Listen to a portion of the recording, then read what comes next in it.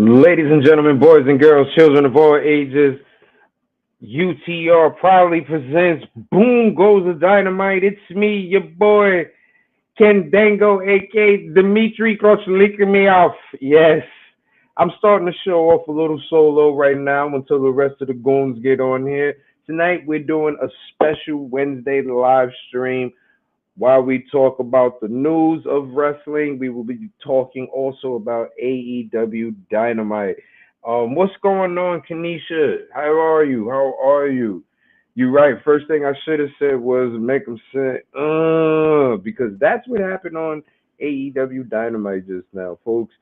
Once again, thank you for joining us. If it's your first time joining us, please don't let it be your last. I apologize that I'm on by myself right this second, but like I said, get a fellas a couple of minutes. You know, life happens, things go on.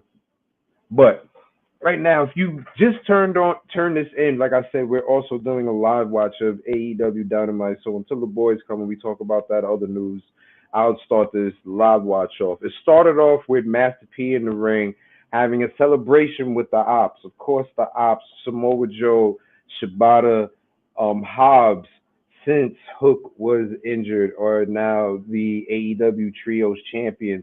And they were having their celebration when, of course, the Death Riders come out, and the Death Riders do what they do. They pretty much ruined the celebration, started beating them down, you know, then, choking them out and stuff like that.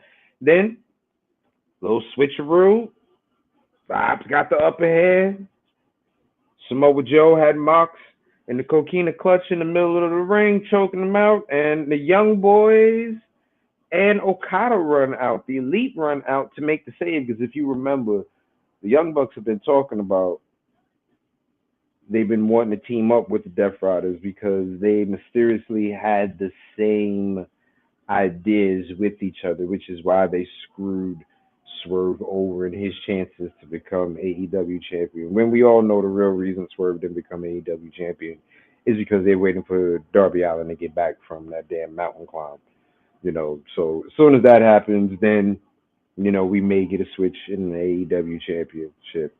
So the Young Bucks and Okada come out, jump on the Ops, and coming to the save for the Ops is not only Swerve, but Kenny Omega. So now it's looking like they pretty much set up their 5-on-5 Anarchy Stampede match that they always do, where you have two sides. Their version of what would be considered war games, pretty much. So you pretty much have the team set up now. What's going on, Damien? What's going on? Thank you once again to the first time viewers of us. Like I said, I am Kenny Indango Dimitri. I go by many names on this podcast, but the one thing you can't call me is not someone who isn't pretty, because yes, I am. No, I'm just funny.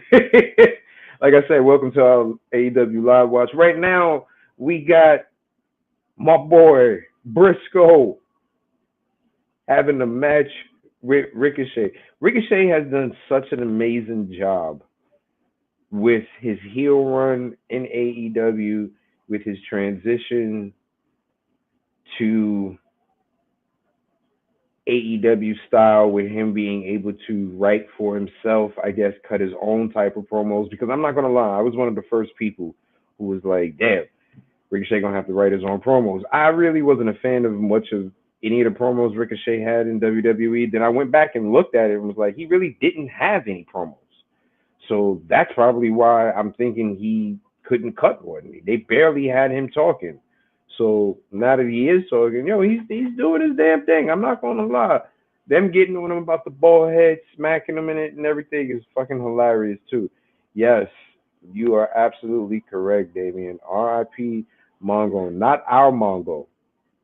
The man that Mongo got his name from, Steve McMichaels, former Chicago Bear for the NFL, and also during WCW's days, former Four Horsemen member. If you were watching wrestling during that time, he was pretty much carrying around his little poodle doll dog with him all the time. So R.I.P. to that Mongo, who our Mongo was named after. And joining me, folks, he is the former Are You Serious game show champion, and he also is the former Reggie Simpson Memorial Predictions champion, just like myself.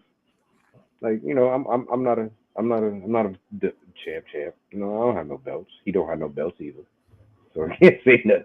Give it up for my boy, Mr. Main Event Mike Hall. What's going on, Mike? What's good, brother? Yeah, we're two beltless motherfuckers over here. Oh yeah, oh yeah. We ain't got shit We except ain't good got looks. shit. We ain't got a goddamn thing to our name as far as these titles are concerned. Now, Yeah, like rest in peace to Steve Mongo Big Michael. He had been battling, ASL for a while, so condolences to his family. You know, um, shout out to the chat as always. Shout out to Kenesha. Shout out to Damien. Shout out to Batty. Shout out to Cookies. Shout out to everybody who support us on the daily and right, continue to support us. We appreciate y'all. definitely. Cookies and Batty will probably be on in a minute. You know, they part of the crew that always jumps on with us.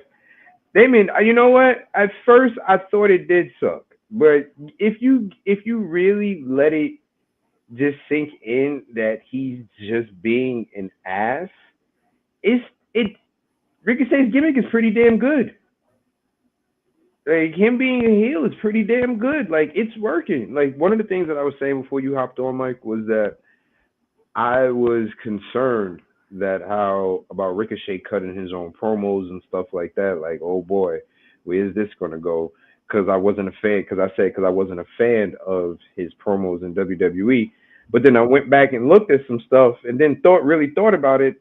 He never cut promos in WWE. They barely let him fucking talk. All they did was just let him. He'll talk maybe like for 2 seconds before his match, or He'll talk for like 2 seconds to the person that he's fighting face to face, and then that was it. Yeah, So we had no way of judging if he could cut promos or not. he never. Yeah, he like you said, he rarely talked. Like he was pretty much, oh, here's the flippy guy, the guy who Right. does amazing things in the air with all these flips and shit like that, all these different cruiserweight type moves, and that's it. They portrayed him as like this anomaly. But yeah, like as far as character wise, we never really heard him on the mic, So yeah, and I knew who he was before he signed WWE, but obviously I didn't see him on a consistent before he got to NXT. So I never knew really much about his promo work, and like you said, like I had the same concerns when he got to AEW, because What's up, Batty? it's a lot of what up, Batty. As you know, Tony Khan loves the smaller guys in AEW. Not too many heavyweights. We got a lot of smaller guys, like a Ricochet, like a Adam Cole, and so on and so forth. But yeah, Ricochet, I've become a fan of his. Yeah, that's what I'm saying. Like I really like this little heel run. Like I Yeah. like him talking shit, just being a dick, being a jerk. Yeah. You know what? It could be me personally. And shut up, chat. It could be me personally, but I always like because I know Damien and Batty gonna have something to say. But I always like somebody that acts like an ass when it comes down Yeah. to a wrestler. Oh Like yeah. if you're a jerk or do something like just douchebaggish, I'm usually you can get my attention as a wrestler. Oh yeah. Like I ain't got no like that's why low key one of my favorite wrestlers is always gonna be the $1 Million Man. When he kicked that basketball out that little boy's hand, dribbling it for that $100, I was a little. First of all, I was probably about that little kid's age, maybe a tad bit older than that kid when that happened. And instead of being sad and upset, I legit was laughing my ass off. Laughing my ass off. So if you're an ass, like it works. It works. If it works for me. And Ricochet being an ass right now, hey, I ain't got no problem with it. Mm-hmm. Damon, didn't I say shut the hell up?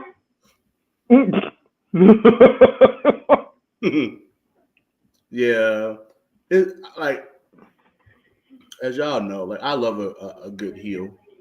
Like Right. if you're a heel that can draw my attention, talk shit, do some absolutely just ridiculous things as a heel, I'm hooked. That's why.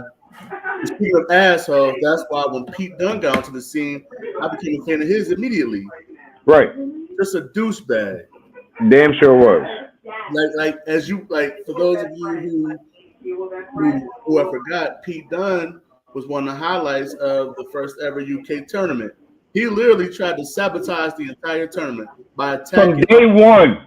From from day one. fucking one. From when they was announcing them, he tried to sabotage that shit. He would sneak attack each one of his opponents before the fucking match. Before the fucking match. And then you would see Triple H and Regal trying to restrain him, and all he'll give is a I said, oh, I like him. Well, I'm a fan of this kid. I like him already. Yep. I'm a Pete Dunne guy. Yep. Right.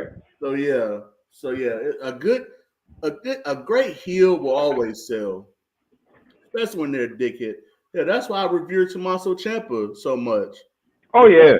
Blackheart Ciampa. As soon as he turned on Johnny Gargano, his mind. I was like, no. But then 5 minutes later, the minute he tossed Gargano ass into that damn screen, I was like, get it, get it. Mm-hmm. But what you call it? This matchup right now with Mark Briscoe, I hate the fact that Mark Briscoe has become a glorified jobber. I've said this 1,000,001 times. Like the last time I brought it up, me and Mongo both agreed.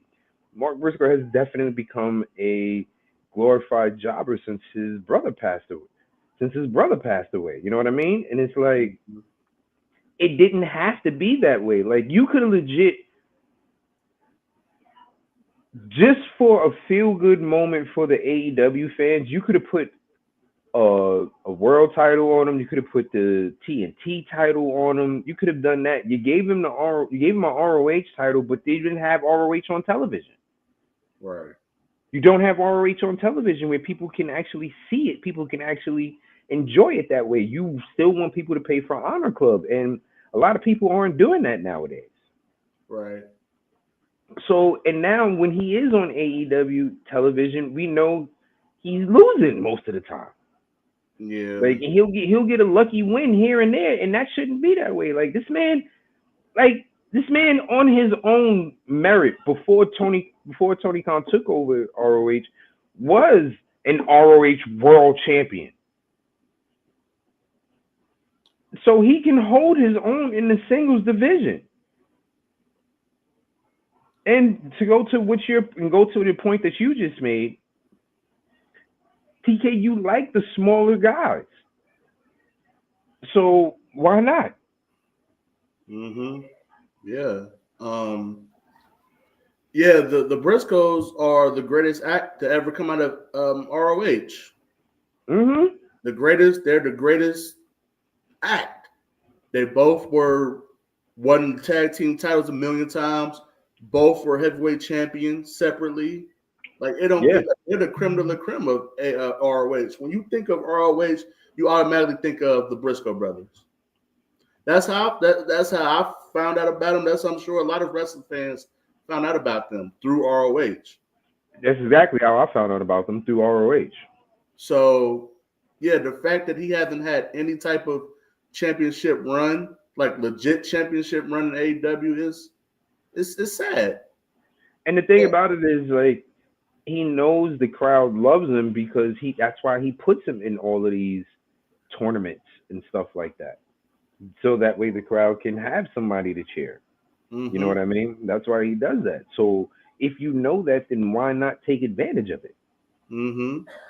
Like, take advantage of it. And you know what?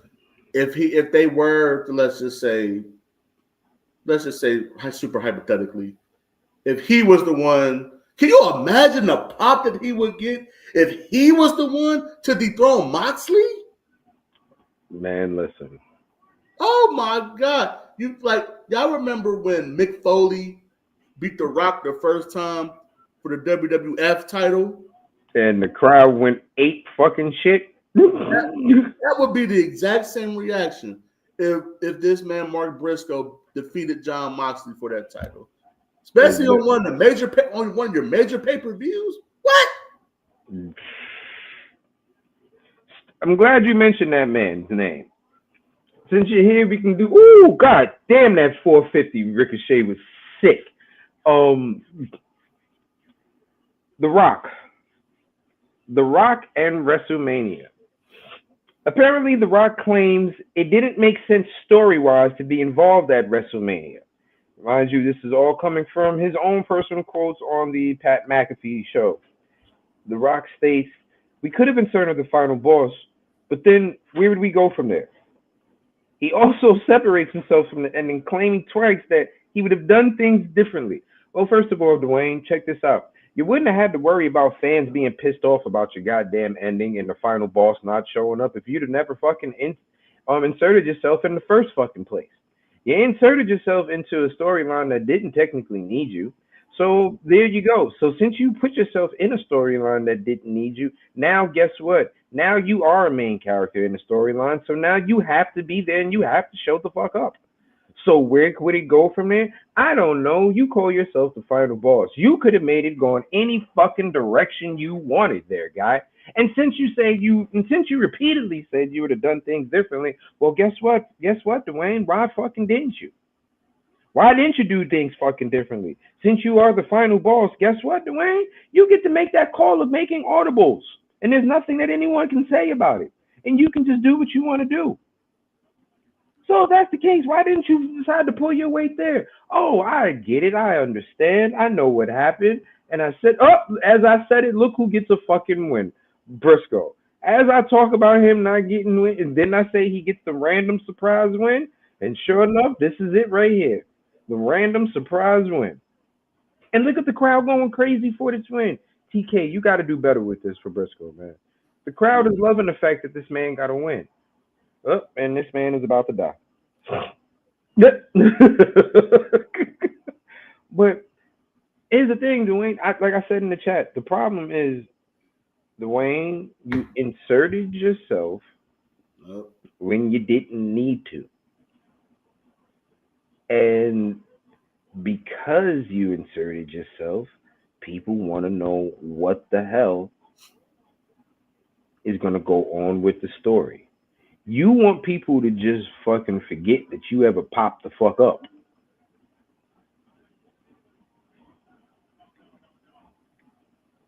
Stop.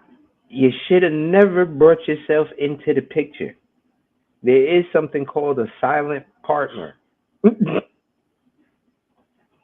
It's okay for you to be the little face or whatever the case. It's even if you don't want to be a silent partner. It's okay if you decide you want to pop up once in a while, but that's about it. That's about it.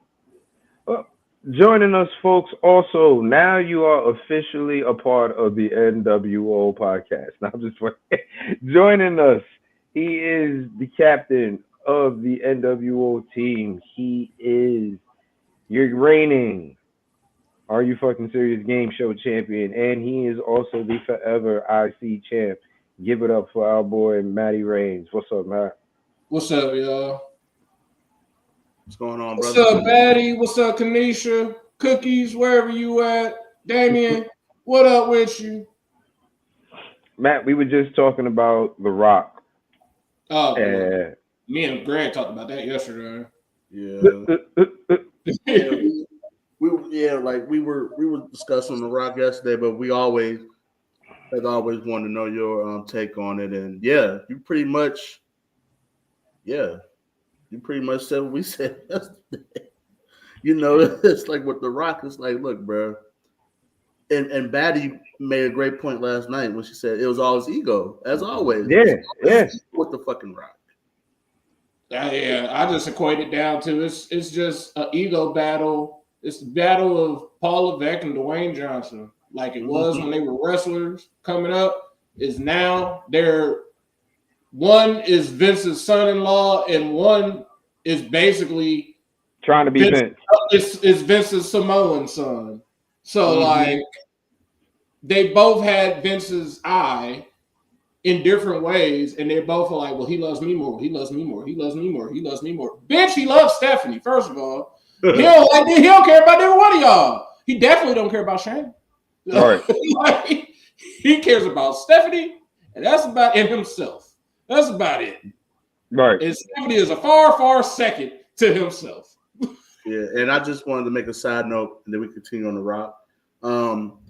Before this segment went to a commercial. Well, first of all, I keep forgetting that fucking AEW is on Max. I'm like, why am I watching it on the app that I use? Just log on to Max.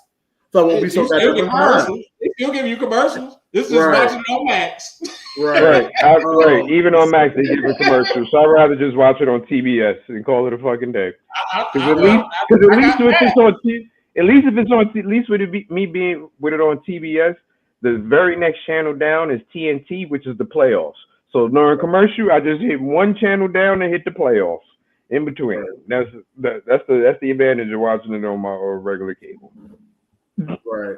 Yeah, I could do that on Max as well. But also I want to mention Kevin Knight. He's starting to become their equivalent of Javon. Yeah. Like, he's starting to become AEW Javon Evans. Yeah. Ever since he debuted and got that rub from Jay White, we see him on TV every single week.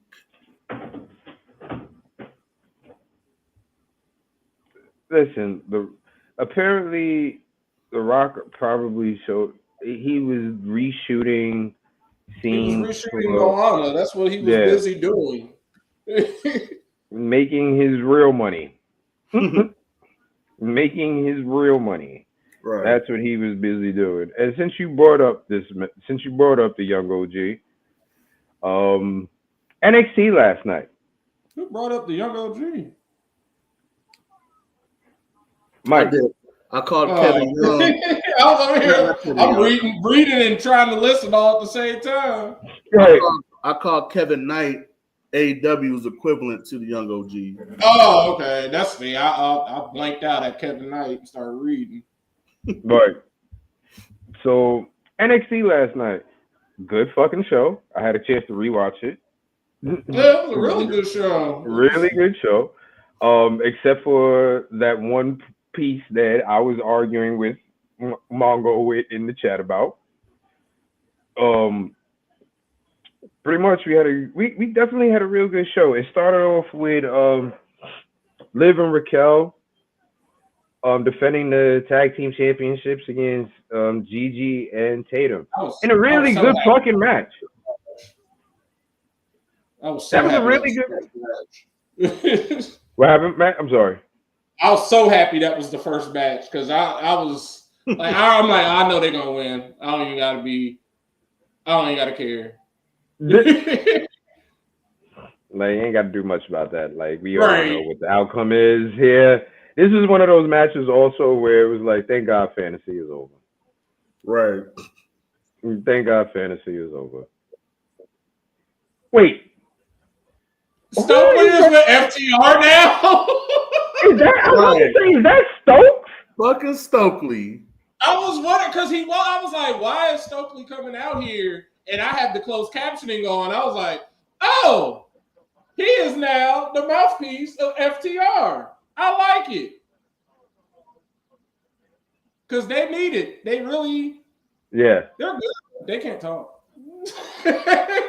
I'm not really particularly interested when they cut promos. You got to put up the Denzel face. You're like, oh, y'all cut a promo. Oh, God. Y'all sucked ass at those in WWE. Like, we just like seeing y'all wrestle. We don't want to hear y'all talk. So, Stokes talk for them. Please. Stokes' outfit is killing me right now. Stokes is out here looking like a big-ass bottle of Fanta.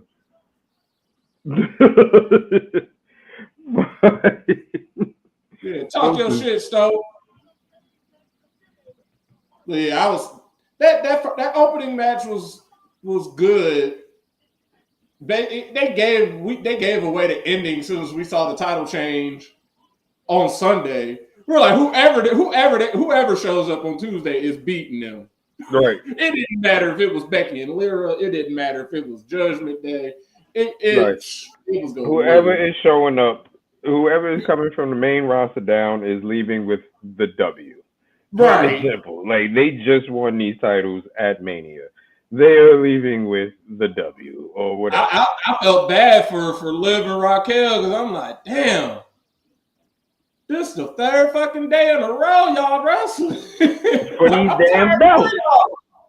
For these damn belts. What you call it? Like, y'all wrestled on Sunday, lost them, wrestled on Monday, won them, now wrestled on Tuesday, defend them. It got to be a record. That got to be a record. Three title matches across a 3-day span, all televised. Right.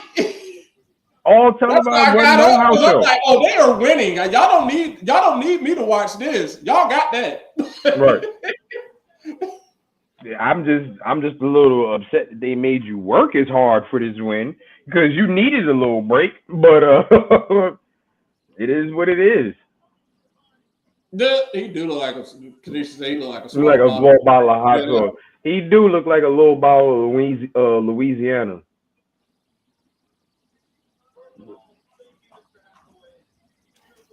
That's amazing.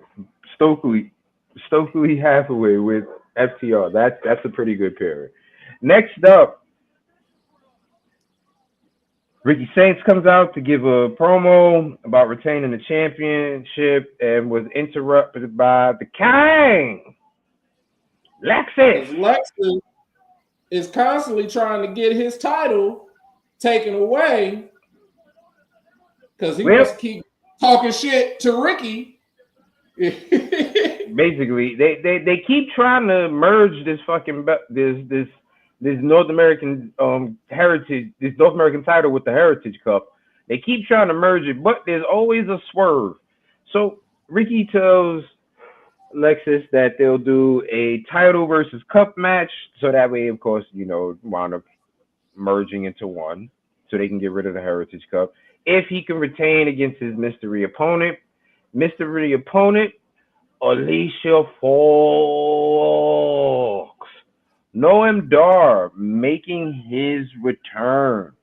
After it feels like it's been years at this point since we last saw him. It's been about 10 months, they said. Damn. That's years in wrestling. Actually, no. He's making since May of last year. So 11 months. It's been about a year. Hey, fucking Stokely looks like a 2-liter of Big K. And they get like a bottle of Sunkiss. And old ass Ricky Morton and Robert Gibson. Good grief. These motherfuckers. Oh God, they are old. Yeah, them two old fucks. And the thing about it is, Tito. Yes, Tito. And the thing about it is, bro, like, you know the sad part? I feel like these motherfuckers look like this when I was young. This younger. I swear, not even. I swear the Rock and Roll Express was the youngest, oldest group ever back in the day. Even when they was like in AWA in the early NWA days and stuff like that, when they were quote unquote younger, I feel like their face hasn't changed. They just gained weight. That's it. They still they gained weight and wrinkles and lost hair. I wouldn't even say they gained the wrinkles. I feel like they had the wrinkles. I don't even know about that, bro. Because I'm being honest, that mullet that they had back then look about the same. It's I'm telling you, these is the Morgan Freemans of wrestling. These motherfuckers look the same age. Yeah, I recently watched an old school episode of WCW, and they were wrestling, and yeah, them motherfuckers look the exact same back in 1985 as they did. All it is, but the Morgan Freeman. They love them some Robert Gibson. That's why I'm like, the only thing that changed on Robert Gibson is he got old. He got wrinkles and he has a stomach now. No motherfuckers. And he's slightly balding. When he was younger, I didn't notice the cross-eyedness. Now, oh wow. Hey, the motherfuckers are the real life Mermaid Man and Barnacle Boy. Yeah.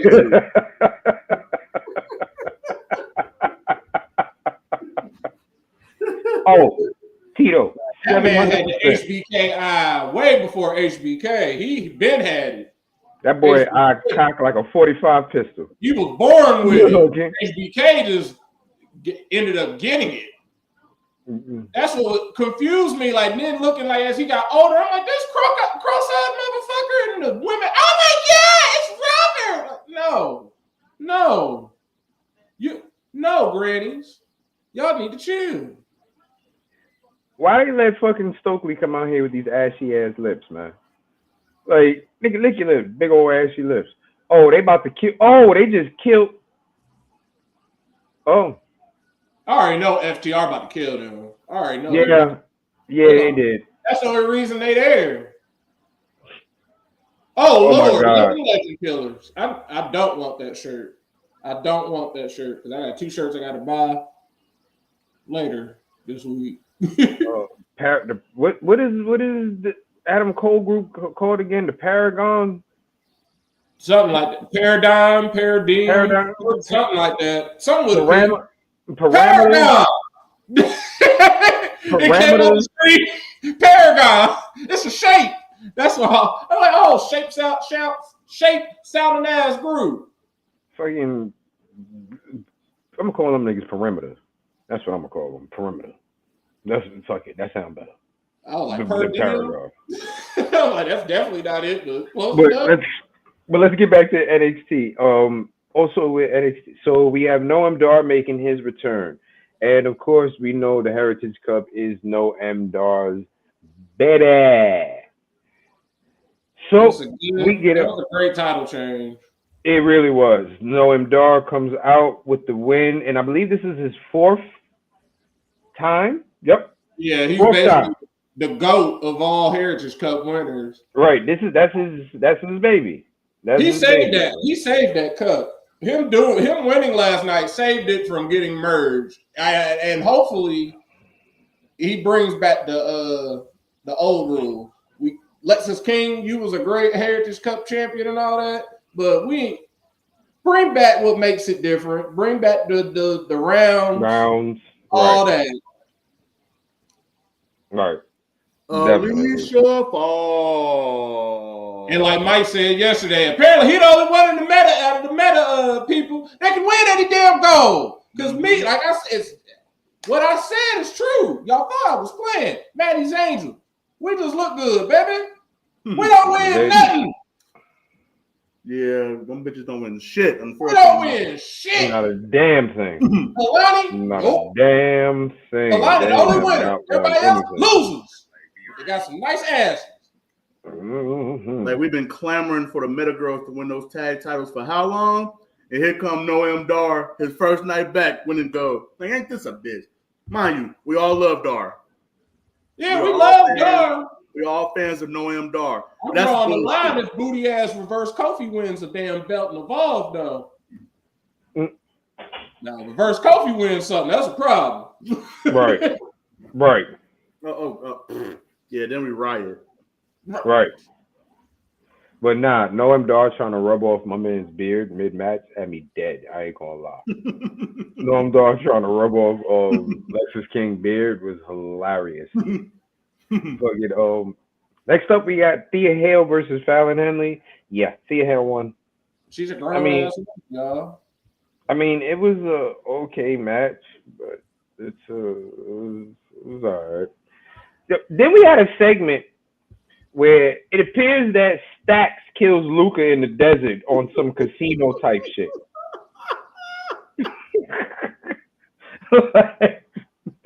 Luca said, "What are you doing, Stax? You know, you and Tony go back a long way." Your man Stax just tells him to say, "Shh, just shh." He's like, "What do you mean?" He said, "You know why I brought you out here." And then the screen goes black. So, fuck.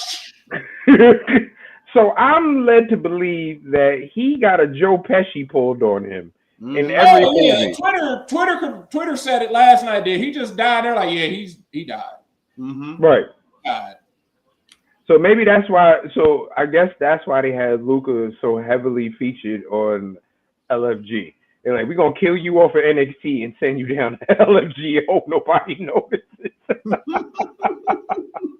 Because I saw the writing on the wall Saturday.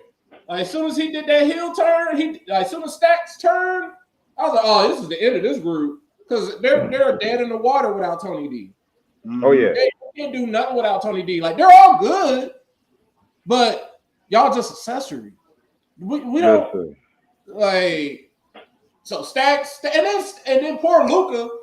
He asked Stacks on Saturday, man, what you doing, man? Don't just meet me at the desert. And then this dude waited from Saturday all the way to fucking Tuesday to die. he said, meet me at the desert. Like, why would you go? Right. He made an appointment. He said, yeah, meet me in the desert. All right, cool. Yep. Boom. Nigga. As far as I'm concerned, fucking Luca, you're a dumbass. Because right after that, you see Rizzo, she packing her bags to go somewhere. I'm like, oh yeah, because you about to go too. Because he dead, Stacks had killed him. Luca dead, Stacks killed him.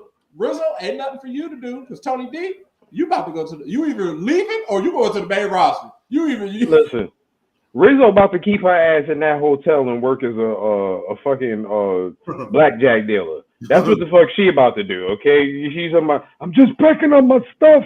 Yo, Rizzo sounding like me in the morning is something I can't deal with. Rizzo about to disappear. She gonna come back talking about she a grown ass woman out of nowhere. Rizzo gonna come back sounding like Big Ange from Mob Wives. Give me a cigarette. I need a cigarette. Give it to me now. Like that's what Rizzo's gonna come back at. Her ass about to be scheming and scamming like Ginger. Like yo, they about to make her go. She about to pull a Carmella. She about to just disappear for a while. And then be like, oh, they got her wrestling again. Okay, cool. All right, well, cool. Where you been at, girl? We missed you. You be all right? Oh, they're like, oh, y'all got Thea back. That's cool because y'all ain't gonna miss no Rizzo. She about to disappear. See, this one I'm talking about right here with Kevin Knight. He's teaming up with Speedball, and look who they're wrestling, the Bucks. Bucks. Exactly. This is actually this should have been a good match. This should have been a match that I was looking very much forward to, but I am no longer a huge fan of the Young Bucks. So this isn't a match that is pinging on my radar. They're just in there. It's clear that this is the back nine of their career, so I'm not as like heavily invested anymore. It's just like, all right, do what y'all gonna do. Right. No, you know what my problem is, right? You know what my problem is, honestly, it's them pulling we're the CEOs for real and having themselves win the the tag championship so many times. That's the one problem I have with them. Like you had a deep enough tag division where you didn't have to honestly be champion as many times as you were.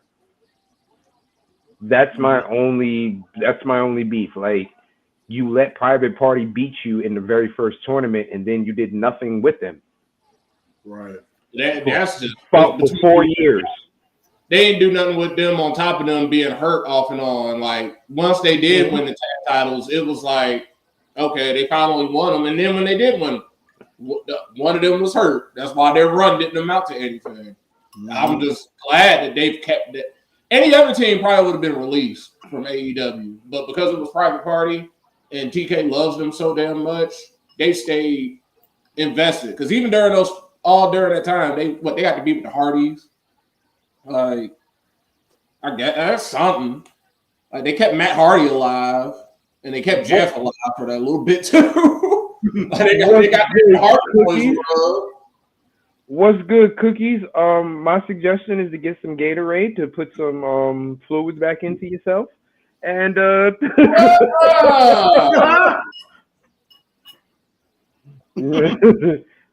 that's my suggestion. Just just get some Gatorade, to rehydrate. That's all I can say. And more power to you. Congratulations on it. I'm glad you got it. Somebody got it. He said, "Boom goes the dynamite." Damn it! Right. He was, and Cookies let us know he is the dynamite. Or he was because he wasn't doing the booming. Right. He was doing the booming. with his dynamite. Exactly. With his dynamite. See? That's what I'm talking about. Cookies, let him know. Let him know. He plays no games with it. I salute you, brother. I salute you. Play no game with these niggas. I salute you. Yeah. Damn, first and middle name? Shit. Well, first of all, why they know your middle name? That's a little bit too much information. Unless that's Boo Boo. Like for real. If that ain't Boo Boo, they should know your middle name now. Come on now, pimpin'. You know that. Come on, pimpin'. Don't give up all the information. If it ain't your main one, don't give up all the information. Not until you know that person is for sure. Oh. You know what, Cookies? We need to have a podcast just on your fucking life, because motherfucker, you are interesting. I'm gonna tell you that right now.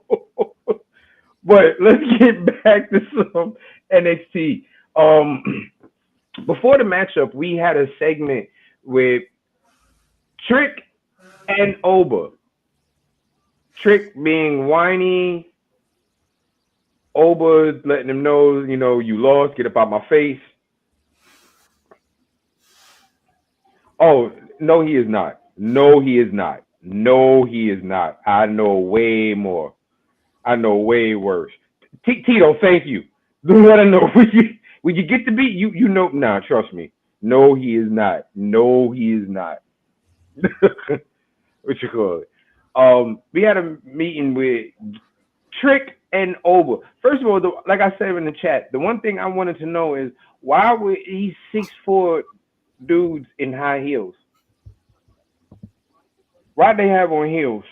And somebody in the audience said something about Trick's heels, and Trick got mad and said something about his mama back. I don't want to repeat that.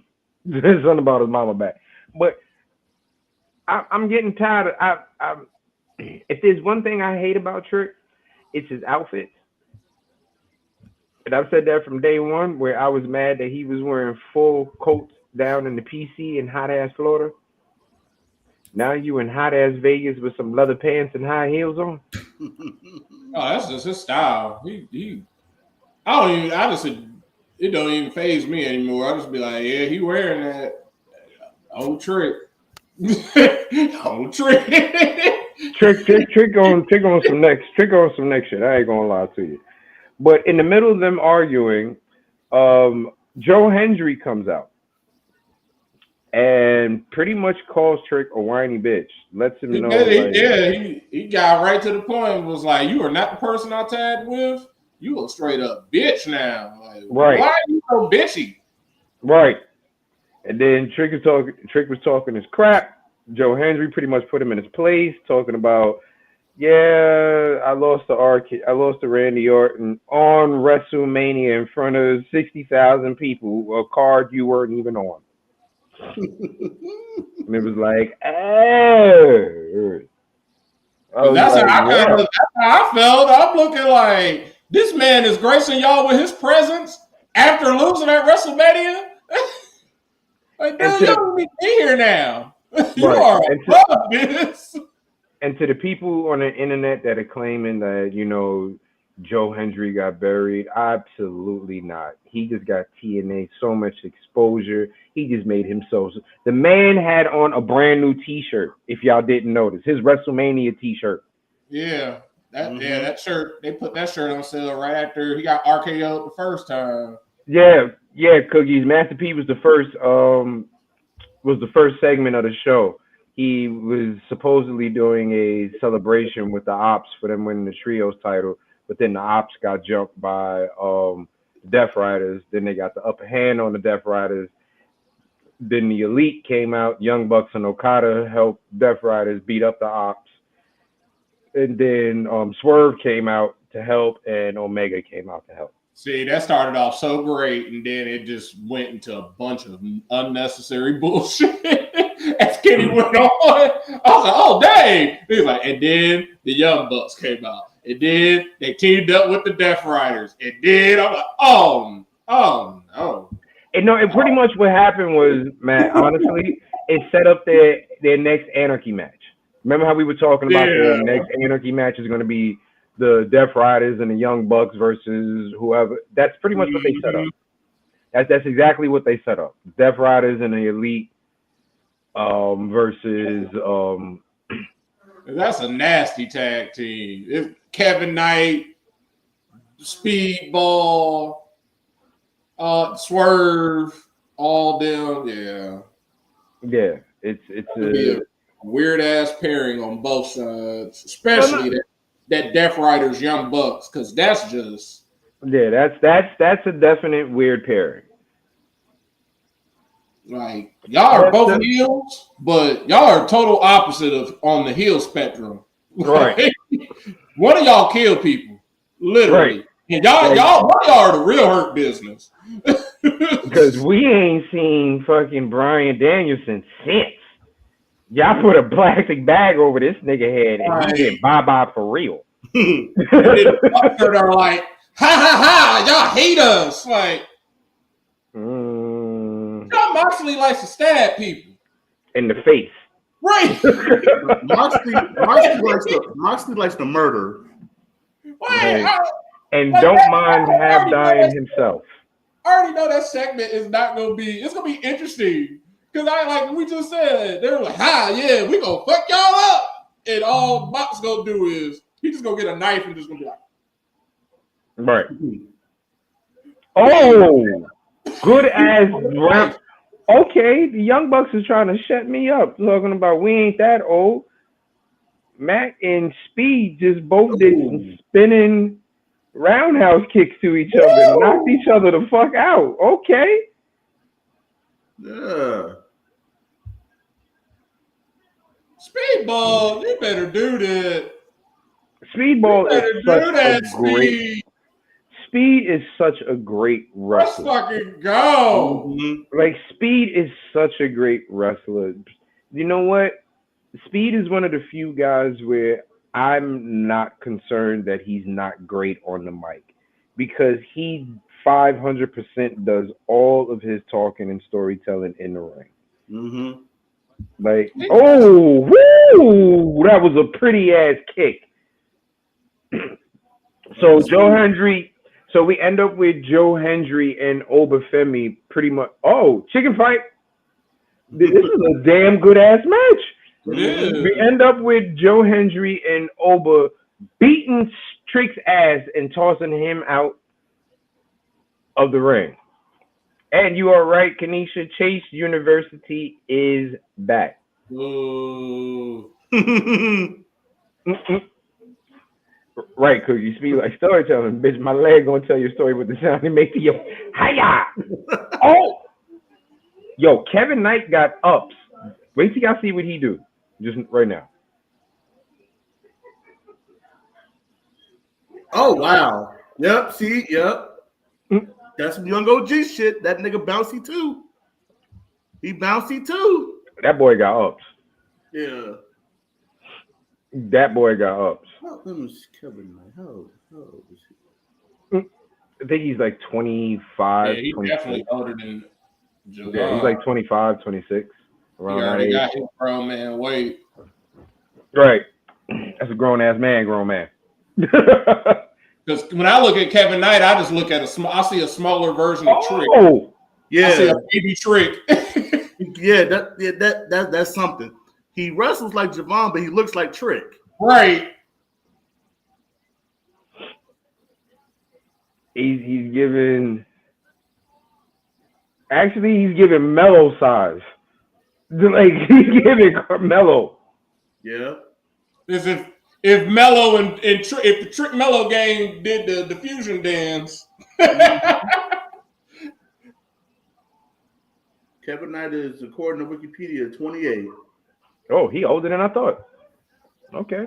He definitely got his grown man weight and then some. Right. Right. That man got mortgage weight. He got bills. He got the burden of life. Right. That man got kids weight. I got kids. Shit, I need this job. That's what he got. This is what he do to get away from them damn kids. Right. Right. Right. If they get on his nerves enough, he gonna kick him like speedball. I do a swanton into your mama every night. You should see me when I jump off that.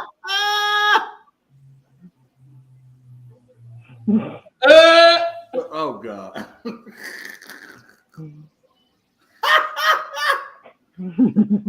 Well, first of all, you came in here, Mr. Pound Town.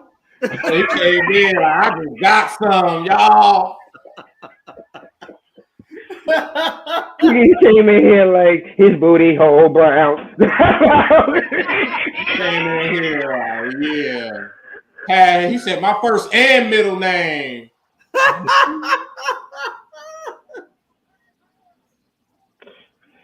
Yo. Oh God, Speedball dead. Yeah, he did. He did. Kevin Knight about to die too. Oh, okay. This is an awesome death. Now, Meltzer driver. Okay, Kevin. Kevin said, "Not today." Oh shit. Not today, damn it! I ain't dying this quick. Right. You gonna do something? Oh God. Oh God, no. Fucking baldy locks.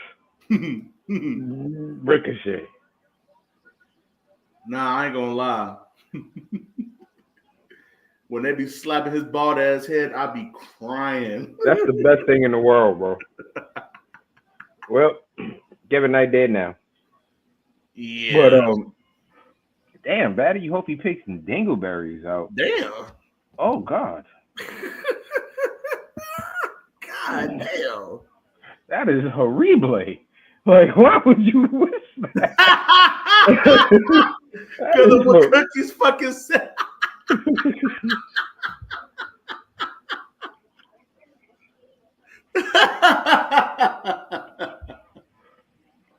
Hey, when we get the bread, we are going to host our very own wrestling card, and we know who's going to be the fucking main event. Cookies versus Batty.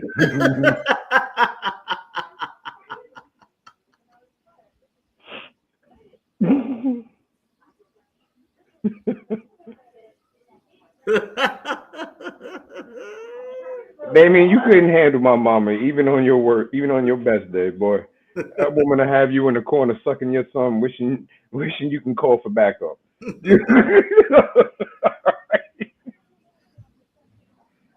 Tony Storm, the GOAT. Yep. The GOAT. After Obafemi and Trick, we get into Javon Evans and Miles Bourne versus Dark State, Osiris Griffin, and Dion Lennox. Now, I had a segment to set that match up because yes, Queen Aminata. Yes, I love hearing Miles Bourne talk because it's just great to see. It's like, hey, he is deaf, but that boy can cut a promo. He damn sure can. He can, and he's funny as hell.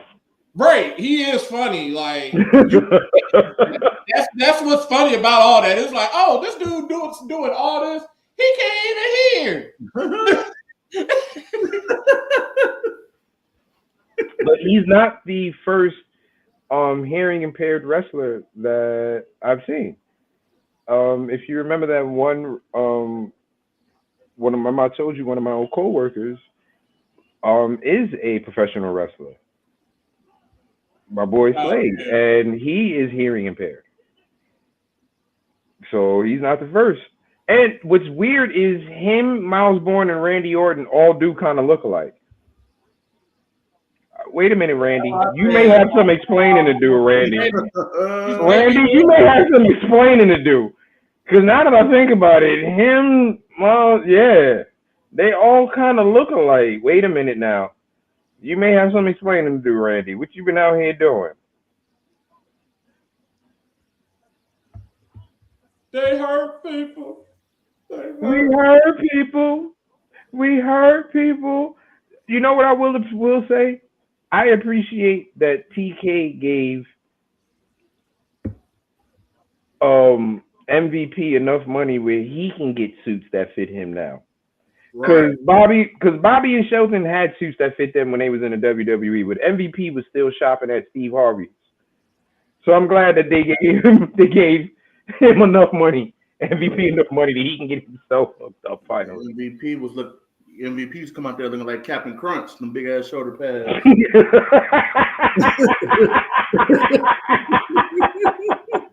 And MVP got that. He got that rejuvenation. He went over there to Chop City over there in Dubai and everywhere. And got all that rejuvenation surgery. His ass was shrunk. Like I said, he was wearing them Captain Crunch ass, baggy ass, looking like going to the 2003 NBA draft ass too. It was like, yeah, you wearing them shit to cover up your fatness. You swimming in them suits, bro. I just be like, man, MVP, this nigga, man, is he about to play NFL game? A big ass shot, right? He used to be out there looking like Ray Lewis. Like, hell nah, man. Yeah, TK got the money to find him a good tailor. That's what it is. He ain't crunchitizing niggas no more. Big ass shoulder pad.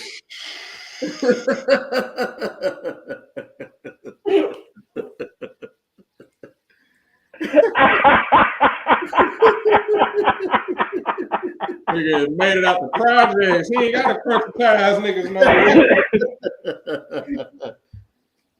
more. Oh my god. All bitches. What you mean? Oh god. MVP had that. He had the multi. That motherfucker sitting there looking like this. He had the multi. Now that's MVP. Now he had the the old suits was the multi-mill. Yo. He had that off-brand Captain Crunch. That nigga came to AEW and was like, "Yeah, I'm fitted now. Crunchitize me, Captain." Yo. That's what the hoes be asking. That's what they was telling them last week when they brought NJF brought them hoes. Crunchitize me, Captain. I sure will. You got the pimp cane. Look, y'all ain't know. Man, he ain't eating multi-meal no more. He got a pimp cane. Oh, here come this motherfucker. Hi, y'all. Yeah, just interrupting a good time. Always. I know, Bobby. I know. Bobby is so angry now. He is not. Yo, he was out here looking like this.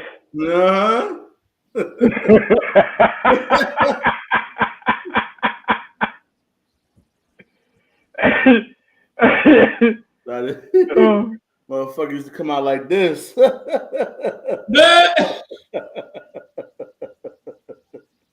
Looking like Kanye. Hey, MJF, good job this week. You ain't destroying my resolution. You got a natural. You didn't go heavy this week. This is a natural looking tan. You ain't orange.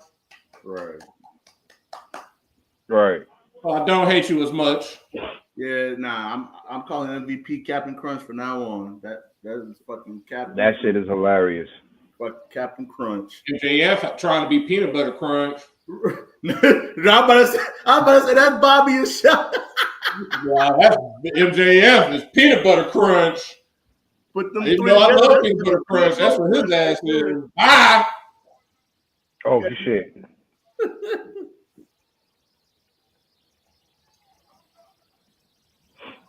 Hey, you got the thumbs up from Shelton. You know where my thumb is going? Damn! No! I am Bobby. It is forever. No. And I like MJF, but no. Shelton hit him with the hold on, player. He hit him with that. Hold on, player. Hold on. MJF, just like an American Idol, that is one motherfucking yes.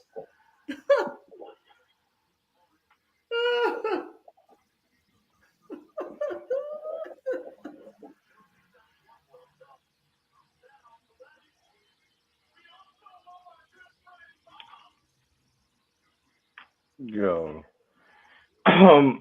Oh, but getting back to the argument that I was having with Mongo. Well, it wasn't even an argument. Um, I know I'm in the minority with this, and I know Matt, you agree with Mongo as well. So, like I said, this is definitely my opinion. My opinion when it comes down to Javon is I feel like they missed the opportunity with him already. And I know you guys are both like, Javon is young, he has plenty of time. Don't worry about that. There still could be time for him even right now. I feel like they missed it.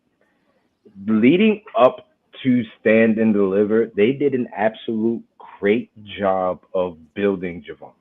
They built him up to be a legitimate threat to Oba, definitely somebody who can beat Trick, and he was somebody who potentially we thought could have.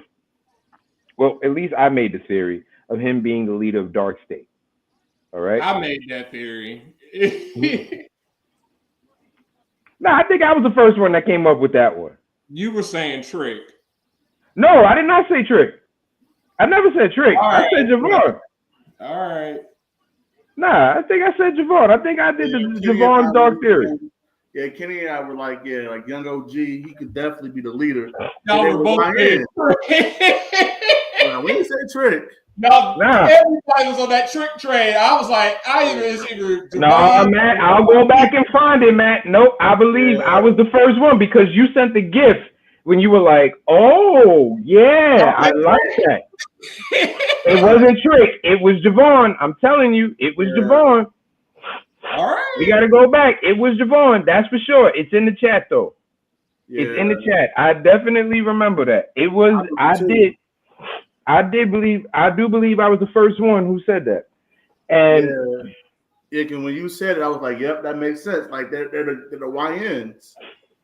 Like they're the YNs, so it'll make sense for the young OG to be the leader of them because he kept the way he inserted himself into that match. And the first time they attacked Oba and Trick, like they gave young OG a little but they beat the fuck out of Trick and Oba. Right. And then on top of that, my thing is this too.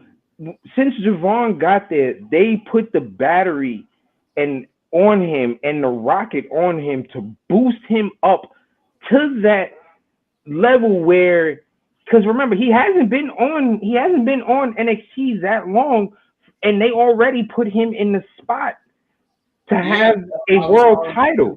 Evans show. Right. So that like you said, Matt, that's why you were calling him that. Like it's the Javon Evans show or whatever the case may be. And you are absolutely right, which had me believing, okay, yeah, this kid can really do it. This kid can do it. This kid can do it. And I felt like Stand and Deliver was that time for them to do it. Yeah. I felt like Stand and Deliver was that time for them to do it. And to me, it's almost going to be like when they finally do pull the trigger on him, I feel like it's going to, for me, like I said, for me. It's definitely for you, because. For definitely, like I said, I got no for a while, probably. Like I said, definitely for me. I feel like when they finally pull that trigger, it's going to be like, man, especially if they do it like right now. Like, I felt you missed the spot with Stand and Deliver, so doing it anytime soon right now won't make a difference because it's like, you had your chance and then you missed it. And then on top of that, now you have him losing because the matchup that happened is Javon Edwards and Miles Bourne versus Dark State, and they lose.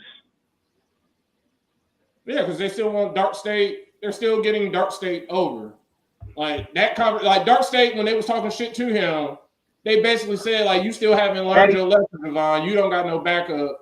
Who gonna be your backup?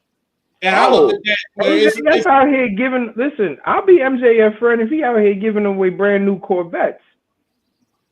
Like when I saw Dark State talking to Javon like that, him and Miles Bourne, I kind of just saw that like Javon could still be the leader because it's like you still ain't learned your lesson. And it's like, all right, he could really still be swerving us. That's why I'm not like, all is lost. They missed the moment for Javon. Greg brought up a couple days ago that they want Oba to have this long run. I've always had Javon beating Oba. I've always had that. Like, that's probably how it's still going to end. But they're going to have Javon. They took this nigga car. He gave him the thumbs down, then pulled off the car. That's right. Steal that shit, Bobby. That's how we do. We steal from people. We steal from people. People. Yeah, I still I really don't think Javon is like gonna be hurt. It's just a lot of it is like, in my opinion, we just got hyped up off of our own fantasy booking. Like me, was I disappointed he lost? Like as much as I've looked at him from the start and for the last year, and to see it not come to how I wanted it to be, yeah, I was disappointed. But I'm not gonna be like, I'm not just like, oh, well, he ain't never gonna win. I still think he's gonna be. I didn't say he's never gonna win. What I said was, in my eyes, I said they missed that moment, and I said in my eyes they're gonna have to rebuild him now.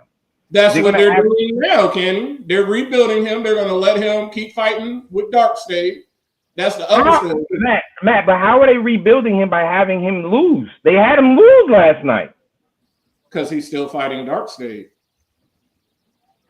Dark State, that the whole feud, the triple threat, it was a triple threat between them three. The story within the story was Dark State was surrounding all of them. They never brought up Dark State throughout that triple threat, even though they should have been involved.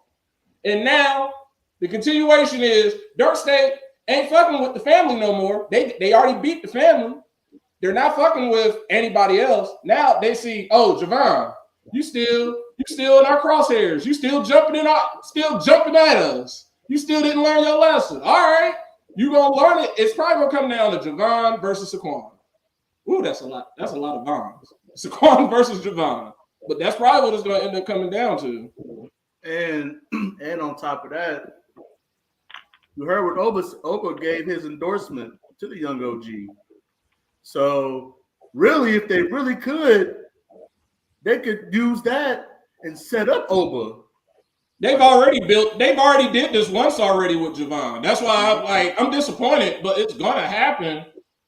The last time they had the triple threat of the Fatal 4-Way when Ethan Page won. He didn't win. And I was so sure, he's gonna win. Nope. Every time he's in a match for the title, it's a multi-person match. He never is in a one-on-one. I feel like once he gets that one-on-one match, to Mike's point, that's when it's gonna happen. It would have been great if he had been able to shock the world at Stand and Deliver, but it didn't happen. It is what it is.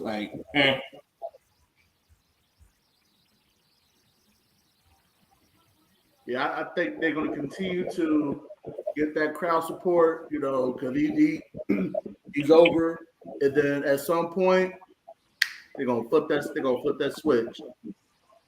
Yeah, Matt, I found it, brother. I was the one who said it. I found it. I just didn't say nothing.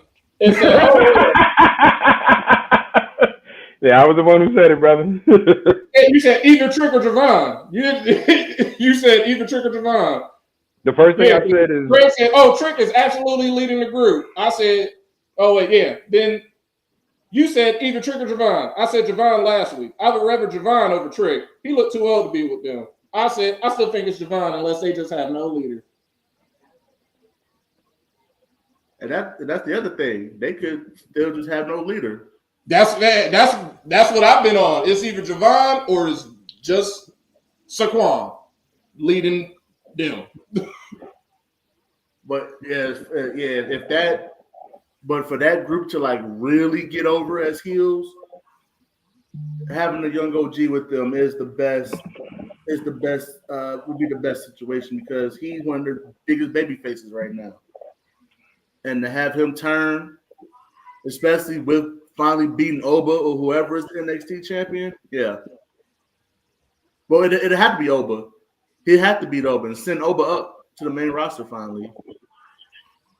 Yes, yes. Batty, Not out. I had to put that. Out there when Mike said it earlier. I said the person that we gave the name Mongo to from passed away. Steve McMichael, the former NFL player, the former Four Horsemen. That Mongo passed away. Not our Mongo. Yeah. Our Mongo is just at home resting because he had his throat stretched. That's all. Yeah, Greg will be back tomorrow. He just had He'll to be back tomorrow. You just got to eat some ice cream today to soothe that throat, and he'll be all right.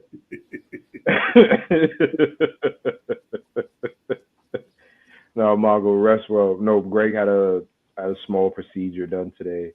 Of course, we know people that watch on the regular. We know Greg.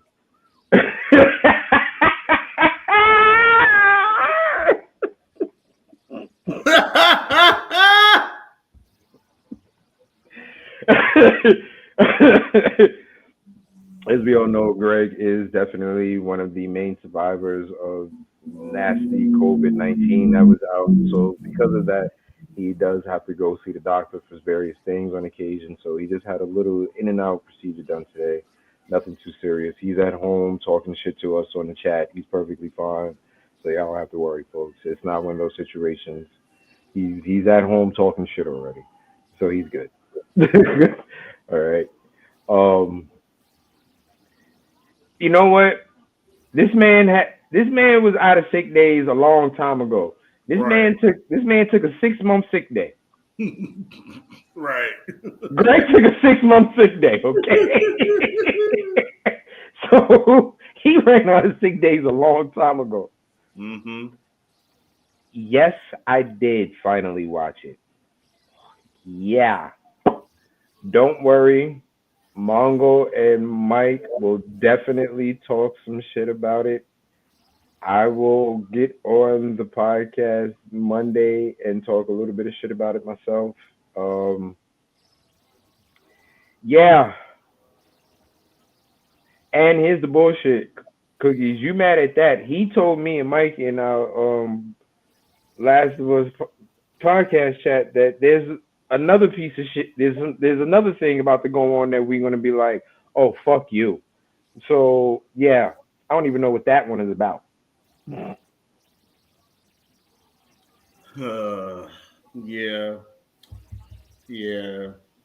PTSD is a motherfucker when it comes to this show, boy. What belt does Takeshita have again? Is that one of the New Japan belts?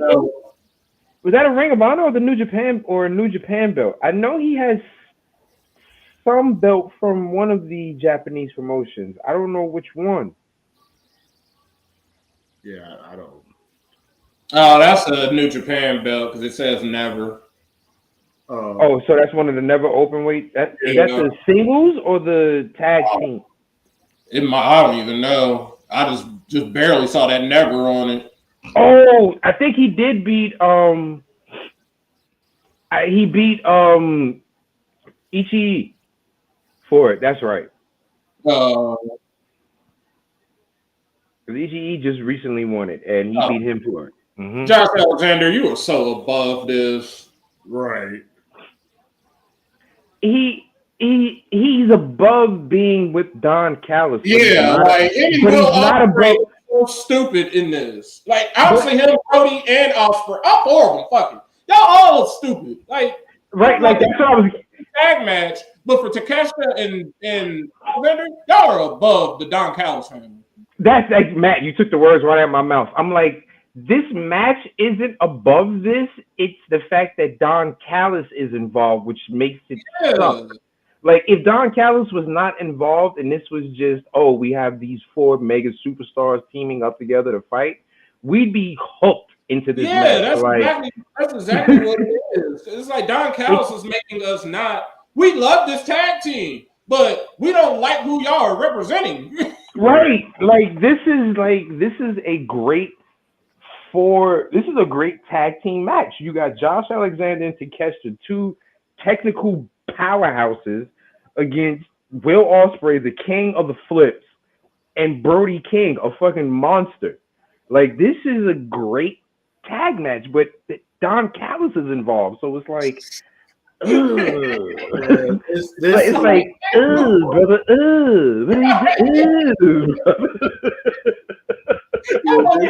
Out of nowhere, I got the urge to pick up the remote. I'm like, no, put it down. Right, because like you literally want to turn because you know Don Callis is here. But it's like, yo, these are four great wrestlers. I don't want to turn from this match, but brother, what is this? Looking around and shit.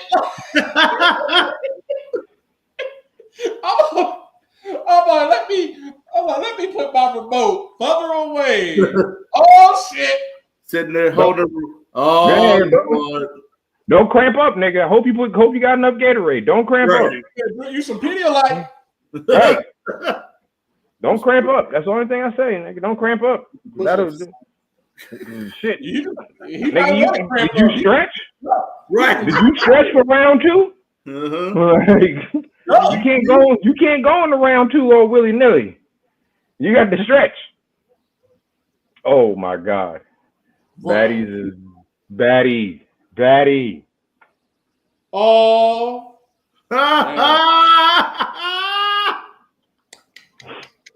She said the click-clacks.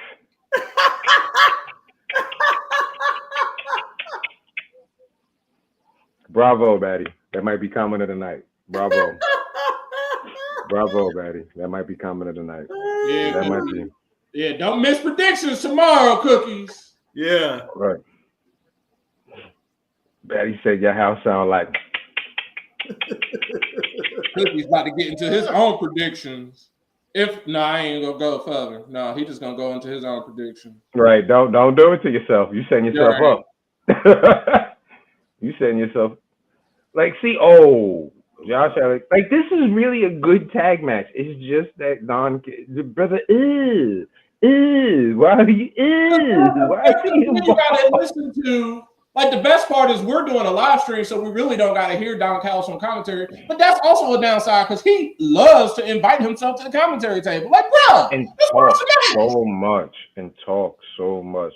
All right, folks, let's get through this. The last match of the night, Stephanie Vaquer versus Roxanne Perez. Great match as always. These ladies always put on the show. Vaquer beats Perez. Hopefully, this was Roxanne's farewell match. Please, God. Please. Hopefully, this was Roxanne's farewell match.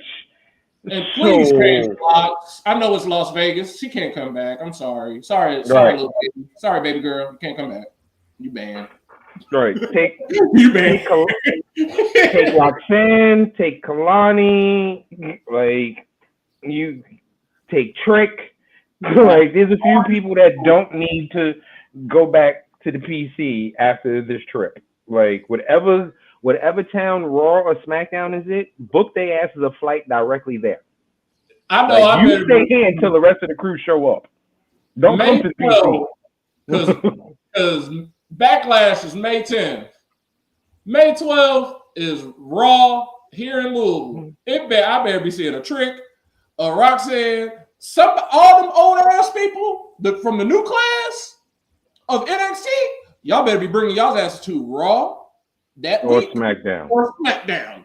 You better not be for real on NXT, or you better be fired. Like you said,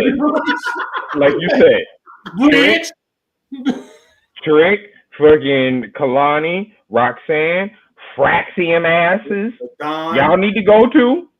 Yeah, all those people. Everybody I've been watching since 2.0, when it was nasty ass, our background, that neon bullshit. If you was there during that time, you need to go. Low key. Lexington, take your ass up to the main roster and be a good jobber. Yeah, that's why he lost to Noam Dar. I wouldn't be shocked if he fucked around or he getting elevated up That's why he facing Ricky because they're like, you graduated. Wesley, time to go up, Wes. It's super. He's a super duper senior. Yep. Oh, Wes, listen, Wes ain't even a super duper senior. Wes so old he ain't allowed to go to day school no more. He can only show up to night school because he's over the age of 21. He can't be around the kids because then he's considered a pedophile. Now Wes has to only go to night school. Wes is the Mr. Belding of NXT. Like that's how I look at it. But like with HBK, just with a bunch of them, it's like, bro, this new class as NXT, these super seniors. Wes, go. Roxanne, you a prodigy? Prodigy that ass onto the main roster. Right. Hey, what the fuck y'all still sitting here for? Y'all not winning belt. Right. Proudly subject your ass to the main roster right now. Prodigy. Okay? Like that's what you need to do for real. Like Roxanne should have been gone 4-5 months ago. Yeah. 4-5 months ago. Playing with us, having her feud with Bayley, and then they were confusing the fuck out of us then because it's like Bayley coming down to NXT, she's feuding with Roxanne, but then Roxanne would come up to the main roster and fuck around with Bayley. Make up y'all's mind on where y'all having them feud at. Is this a main roster feud or is it an NXT feud? They made the mistake of having her finish second in the Royal Rumble. Yeah. And like that should have been okay. That's her main roster debut. She should have been there permanently. She should have showed up on Raw or SmackDown and kept her little ass there. Nope. They brought her ass back on down.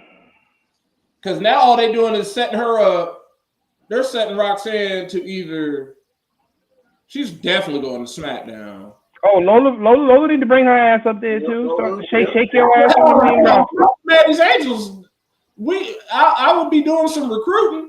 Metagirls. Yep. Metagirl. Like, matter of fact, all of Maddie's, like you said, man, all of your angels need to bring their asses on up. Like most of my angels outside of Jasmine they all need to be gone. Like right. They all of them had right. They all of them had fucking their prom and graduation. Like get your ass up out of here.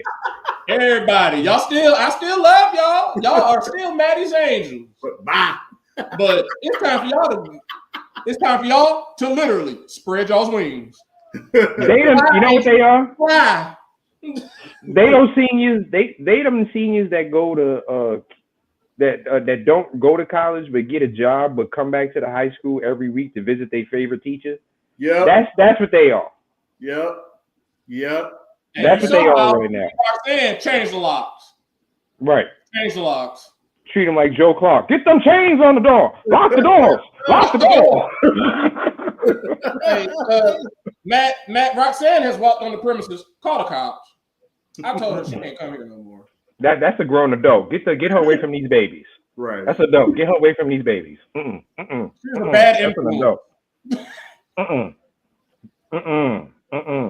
But folks, that was your NXT for the night. NXT, of course, good show overall. I would give NXT I would give them a good B plus. That's what I was. It was a good after WrestleMania / Stand and Deliver, since that is their WrestleMania. A good show after. You know what I mean? So I was happy when it was over. Like Daddy said, the crowd sucked. I like y'all because Kitty said the same thing in the chat, and I'm like, y'all, they on like day 700 of wrestling. They really are. I forgot about that. Yeah, I forgot about that. These motherfuckers have been. When the show ended, and I was like, it's over. They are like they have literally. Those WWE fans have been there honestly since Thursday night because they started like doing events Thursday. Yeah. And then Friday was SmackDown. Saturday was everything WrestleMania. Sunday was everything WrestleMania. Monday was everything Monday Night Raw. And then Tuesday, they had about a good 5 days of wrestling. Then people got on the same draws. Like they like outside of seeing some ass and like Javon and like Batty said they was tired of shit. They popped for Javon, Joe, and Stephanie's cheeks. They flipped inside out, outside in, and everywhere in between. What, nigga? Listen, I'm a dude. and every dude at some point in his teenage life done did the 2 day drug move. Put them on one way one day, and if you spent the night out, you flip them bitches inside out, warm home. That way you got 2 good days out some shit till you got home and changed your shit. Because you done spent the night at your boy house or something. And you were like, let me flip these motherfuckers inside out one time. Look at them like, go home. Oh, ain't no doodle streaks on these? Oh yeah, these good. Yep. Right. They get one more. They get one more run. One more run. Like, them people were exhausted because on top of all those events, they still wanted to go out and have fun. They still wanted to go party and do Vegas stuff. So on top of that, they're trying to find time to do that, sleep, and go to wrestling. They're like, I am tired of Lance Archer getting his hair done like my wife does when she comes from the African. Oh, he be having him a fresh ass weave in that braid, but it's like, I don't know why you don't do nothing. Bro, I kid you not. The missus had that hairstyle last month. She got it from the little African braid people for $35. I know he's going to some black lady to get that hair done. He just looking pretty. That's all he doing. He just looking pretty. Like, look at this match. This match is amazing. The fact that you got, he finally got hit. The Murder Hawk got murdered. Like, look at this. The fact that you got Takeshita and Josh Alexander legitimately tossing Brody King around, and I don't give a damn about this matchup because Don Callis is involved. Mm-hmm. Like, this crowd is even this crowd is low key out of it because these people are tired. Yeah, like wrestling fans are just tired. Like we're just on. Like me, I'm running. I've been pushing through, but I've been just decompressing and letting the wrestling slowly, not watching. Like I'll watch it. Oh! Now that was a sick ass. Oh! He fucking kicked out of that. What? Well, he ain't kicked out this last move. I can tell you that right now. He ain't kicked out this last move. That's C4. Oh! Damn. Mm-hmm. That's C4 Spike. Oh my fucking god, man. Mm-hmm. Woo! Yeah, he ain't kicked out. I like that finish. I like how Takeshita had to help him. That's right. Like, he didn't get your ass beat. Show that Brody King is a hoss. He said, I know you can't get him up there just by yourself. Right. Let me help you out here, boss. Let me show you how to. I got your. Like, honestly, Takeshita and Josh Alexander as a tag team is a monster. I need them to do this more. Y'all just need to lose Don Callis. That's Murder Hawk. Bye. Go, Mr. Braves. That's who needs to be fighting the Hurt Business next. Them Batty, you didn't know? Josh will break your neck and your ankle in a heartbeat. Uh-huh. Don't play with Josh. I'm about to catch and kick Josh. Because it did. I was like, whoa. No, I was like, oh, that's Brody. I was gonna be like, what the fuck? What is TK? What crack are you smoking? Like, Batty, were you a fan of Josh Alexander when they were with the North? When he was with the North with Ethan Page? Because he was breaking necks then. Yeah. Oh no, baby. He was breaking necks and snapping necks since then. No, and here's the bullshit. We was talking about everything you was talking about with Trick. This man got on high heels. He got braids.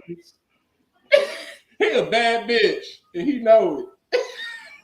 Like, honestly, the Don Callis family is a family full of goddamn monsters and studs that are ready to be the next person up.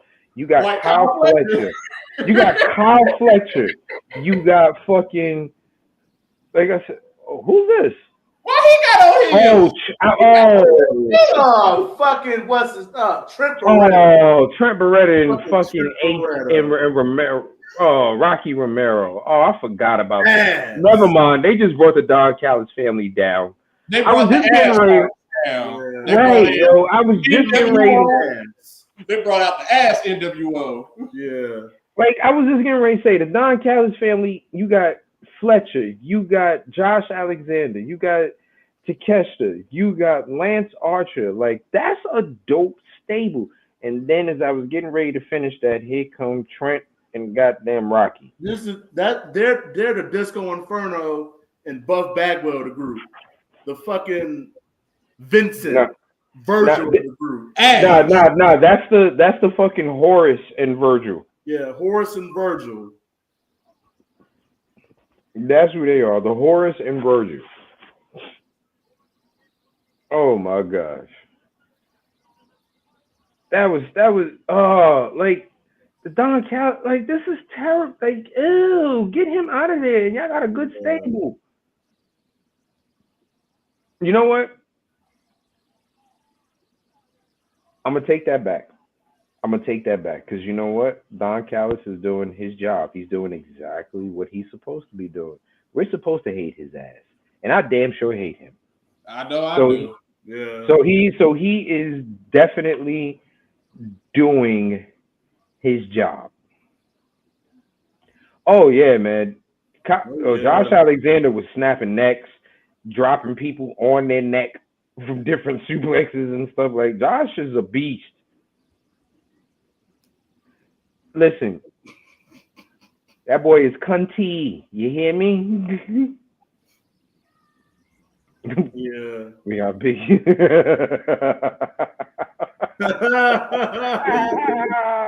Milli Vanilli coming out. Right.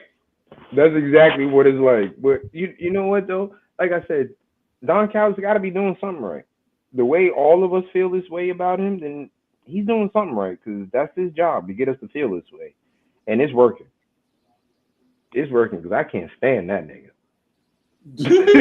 like I can't stand that nigga. Like, he ain't at the point where it's like I want to put hands on him, but he's at the point where, like, if something was to happen, I'd be like, okay.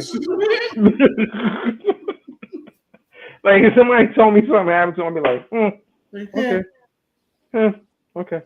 Like, I don't want to personally put hands on him. He ain't pushed me to that point of hatred yet. But, like, if someone was like, oh, Don Callis got hit by a parked car. Okay. You be all right. Okay. That's how I got to be with Darby. Like, after a while, he'd be all right.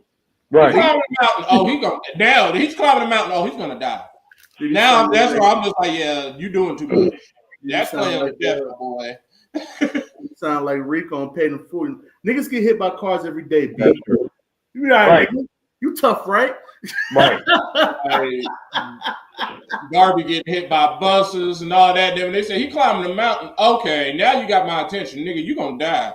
Right. I'm not cheering. No, I'm not cheering for you, Darby. I'm cheering on the mountain to make you realize you need to take your ass back down and stop playing.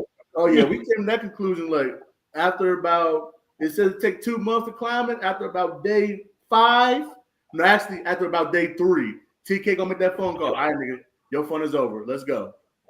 Not even. You know what's gonna be the first thing? The first time Darby gives him a call and says, "Yeah, it's cold up here, nigga. We got a helicopter waiting for you. Yeah. All right, get your ass on the goddamn helicopter right now. Stop playing with me." I can't wait for the day they say he's coming back down. That's gonna be the biggest. I'm just like, I told you so. Like, we told you so. and now look now what you about to ruin. That booty. Oh, you coming back down to ruin this booty ass storyline. Hurry up and rush your ass down. Get this stupid ass storyline over with and beat John Moxley. That's what we really ready to get. That's what we really waiting on you to come back for. Get this bull. Stop playing on this fucking mountain. Come back, beat Mox, get this shit over with. Because we're tired of it. We're tired of waiting on you. We're tired of looking at Mox. We're just tired of it. It's holding the bullshit up. Yeah, it really is. It really is. Batty, because we are scared to watch anything that you fucking mention. That's why, Batty. All right? We are terrified of anything that you mention because you are a twisted and sick individual, which is why you're one of our favorite people. Which is why you are one of our favorite people. Why is this the main? See, that last match should have been the fucking main event.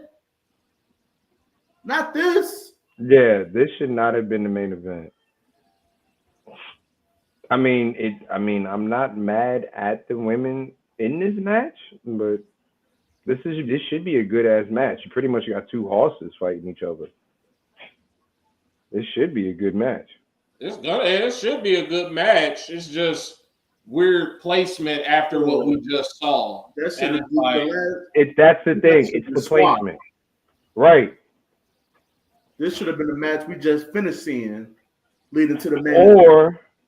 Or what you call it? If not that match, the match with fucking the Young Bucks and what you call it should have been the main event since everybody fucking came out. Kevin Knight, yep, that too. Yeah, this is the wrong placement for this matchup. Yeah. Because you see how the crowd is just kind of just like, all right. Like, yeah, we're doing this. They're looking like how we were looking Monday night when we thought that we were like, Raw still going? Like, right. Yeah. Daddy, it's not the fact that we don't want the women to main event, because AEW definitely has women who should be main eventing many shows, and they do put on matches that should be main events. It's just that this particular match with that, if you knew you were going to have that type of finish for that match before it, that should have been your main event.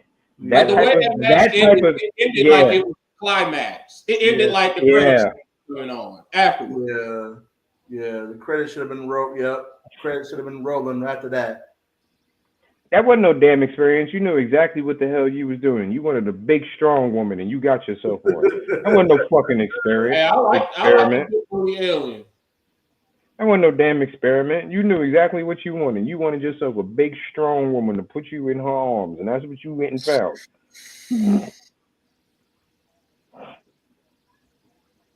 Listen, no one is taking away from who they are, Batty. We're not taking. You damn. Listen, I married one. So I married one. I ain't even gonna hold you. My wife will whip my ass if I let her. That's why I don't argue with her, and that's why I keep my jab on par. So just in case I'm sitting, I'm just playing. I'm just playing, baby. I'm just playing. Hope you ain't listening. I'm playing. Like, this match is really bad.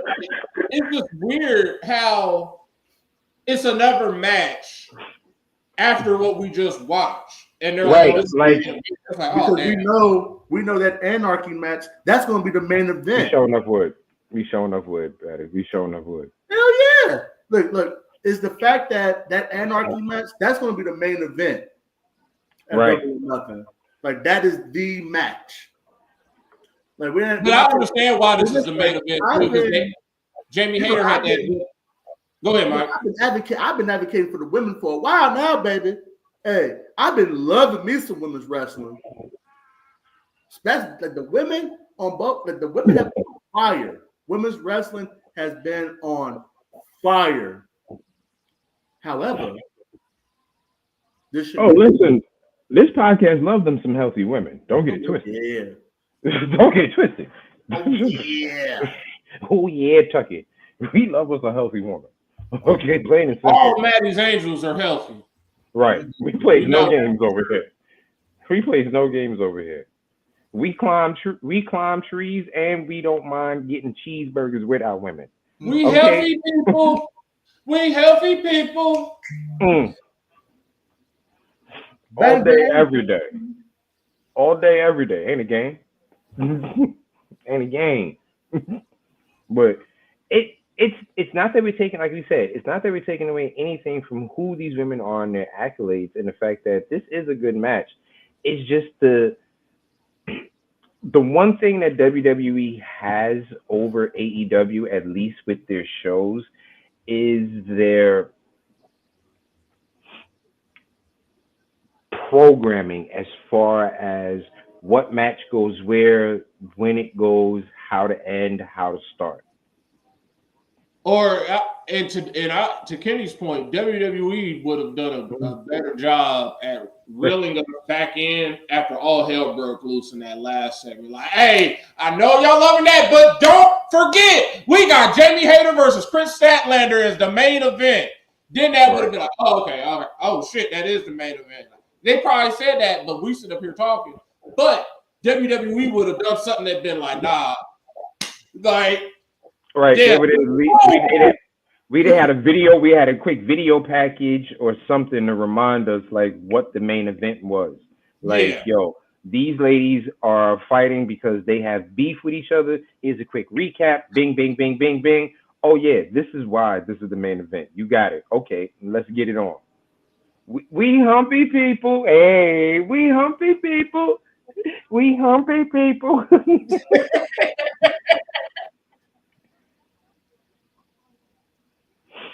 No, listen. It is a move in the right direction. It's weird after every. It's probably just us being just burnt out from all the wrestling this week, and it's like this is the main event. Okay, but it's a good match. Like if I'm expecting like it's weird placement, and that's I'm what all for it because it's taking us out of what we're used to seeing at them putting a match on at 9:05. You're right. Like we're not mad that these women are getting the main event. We're just saying with regards to placement, it should have been a different placement, or at least, like Matt said, give us something to snap us back into the fact that, hey, these ladies are your main focus for the night. Yeah. Snap us back into that. Because we're still talking about in that last segment. And then when they came back from commercial, it's like, oh shit, it is another match. Right. Like this is for the Owen Hart tournament to who's going to be in the finals against Mercedes Moné. Like you're absolutely right, Batty. This should be a main event, but with the fact of what they just did with that last matchup, they ended that last matchup like we were about to get credits. That's the problem. So, like how they just came back from commercial right now, that's how they should have reeled us back in. Like, yeah, you seeing all them fighting, but this is just what we about to focus on. Mercedes Moné and the Owen Hart Cup, the Owen Hart tournament. Like, who was about to meet Mercedes Moné, but they were just like, hey, Kyle Fletcher and them just beat that ass, y'all. We're gonna win y'all after the break. It was like, oh, this ain't it? Then what's about to happen? That's what it is. Yeah, when they came back from commercial and they showed that Owen Hart trophy, I'm like, wait a minute, there's more? Right. Wait a minute. I'm looking at my phone like it ain't 10 o'clock. Oh, we got 15 more minutes. That's what it is. Like they really ended that matchup on some. All right, folks, have a good one. Good night. God bless.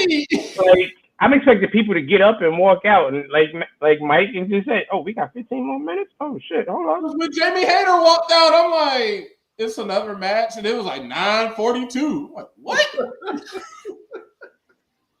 like, why did y'all put that had that segment end the way it did? That segment ended like copyright 2025, all rights reserved. Right. Oh my God, the tape machines are rolling. Listen, UTR fans, I ain't even gonna hold you. I was getting ready to send these fellas a text like, y'all ready to end it? Until this fucking match showed back up. Like, I thought that was the end of the main event. And I was about to send these boys a text in the chat like, yo, y'all boys ready to call it a night? Because that's what we usually do when they get around the main event. It's a good ass match though. Like it is a great fucking match. And I hate that the crowd isn't reacting all like that. They're just sitting there. But they're tired. They're tired. Because that last segment did all that. That last segment took all the energy. It sucked all the energy out of them. Because you had people getting murdered. You know what, Kanisha? This would have worked also as well. If you can't main event at this point, and the way that wrestling is being programmed and the way that it's being placed and stuff and placement for the matches, if you can't go on last, then you better go on first. Because going on first is just as good, if not almost sometimes better than main eventing, because you get the fresh audience. The audience that's hyped up for whatever is going to be happening for the night. So if you can't get them excited, then you're not doing a good job. Yeah. Like what they doing right now, they hyping up playoff palooza. Like, all right, y'all making me gonna be interested in, like, maybe I'll stick around after the playoffs go off. Like, maybe I'll watch Queen Aminata versus Tony Storm. Yeah, like to Kenny's point, that's why WrestleMania Night 2, they started the show with the Women's World Championship match. And that was the Women's World Champ. Yeah, that was definitely that was the best match of the whole damn weekend. That was Oprah's favorite match of the weekend. Right. Because they knew that crowd was fresh. They was ready. That crowd, first off, that crowd was hyped because they were looking forward to whatever John Cena, Cody Rhodes, and The Rock were going to be getting into. So they was excited. It wasn't the middle of the show, so people didn't feel drained. Everybody is fresh, so nobody had to go to the bathroom. So the first match is kind of the if you can't be the main event, you should want to be the first match. Mm-hmm. And Kris Statlander doing a 450 is terrifying. You think not? You think not? That woman's thighs are the size of me, literally. And I love them. Yeah. Yes. Shit, she got some monster thighs. Yes. Nice. Yes. But this is the flip side of why this is the main event. Because you got the three of us that sit here clamoring like, yes, Lord. Yeah. Right. And that's especially how this crowd is. Like they're starting to wake up now, because this is how me and Deirdre was when we were watching Speedball versus Josh Alexander. Like, they told us going into it, it has an hour time limit. But when you hear that, yeah, these niggas ain't going an hour. Okay. And then they went a fucking hour. We get Jamie Hayter versus Mercedes Moné in the finals. Okay. Oh, that's these two beasts of women. Yeah, that was another fucking female house fight right there, boy. Yes, it was. Yes, it was. Female house fight. Bravo, ladies. Bravo, fucking ladies. Yeah. Oh yeah. Now that's how you build, because now we're gonna you already have your tournament final set, and it's not even May. We just got it ended. Nah, I ain't gonna hold you. Sasha looking kind of good right now. Yeah, she no. Yes. I ain't gonna hold you. Sasha looking Now, see, okay, they redeeming themselves. This is how you end it with some credits. You gonna have Sasha coming out there with all the belts, looking good. We'll get into that on Thursday, Batty. We'll get into that on Thursday. It's just she looks great every week. It's just the character. It's like, oh god. But no, some weeks her weave be looking horrible. Some weeks her weave be looking horrible. But tonight it's looking she's looking good. I ain't gonna hold you. Okay, Blake Christian versus Swerve. Okay. Hey, Collision. I've noticed this over the past few weeks. That has become low key the Blake Christian show. It is. Niggas on every week. Every week. Night, he's on that show wrestling somebody. It's really happy when I saw, Blake Christian. Okay, I'm definitely about to tune in now. Just make him all elite. Just damn it, just get it over with. Y'all love him. Y'all like Christian. Well, folks, thank you for joining us on our live watch of AEW Dynamite. I think we've been sufficiently electrifying. What do you think, fellas? Oh, definitely. Yeah. Definitely. Yeah. Thank you once again for joining us. Don't forget, you can follow us at facebook.com/Under the Ring Pod and twitch.tv/Under the Ring Pod. Tomorrow is our normal Thursday night, so we will be on around 8:40. You know what? No. 9:15. This one, about 9-ish. About 9-ish. About 9-ish is when we'll be on there. That's when we'll be on. Let's not even keep it. We'll be on tomorrow night, like around 9-ish, for our normal Thursday show. Where we will be doing predictions tomorrow. Because Rebellion. And TNA seems to be my lucky spot. That's how I won it last time. So let's go TNA. I'm not winning shit just because I said that. Because I said that. You just got backlash in a few weeks after that. Right. And also tomorrow is the NFL draft, baby. Time for the Titans to pick Cam Ward, bitches. Tighten up. Bengals over with. Best player available. I don't care who it is. Just pick the best player available with our first round pick. Come on, Scatterboo, and come on to the 49ers. Because I know that's where they're looking at. Come on, Scatterboo, to the 49ers. I know that's where they're looking. Folks, don't forget. I only have to have my time wasted tomorrow. We got first pick. I can turn that shit off right after they pick.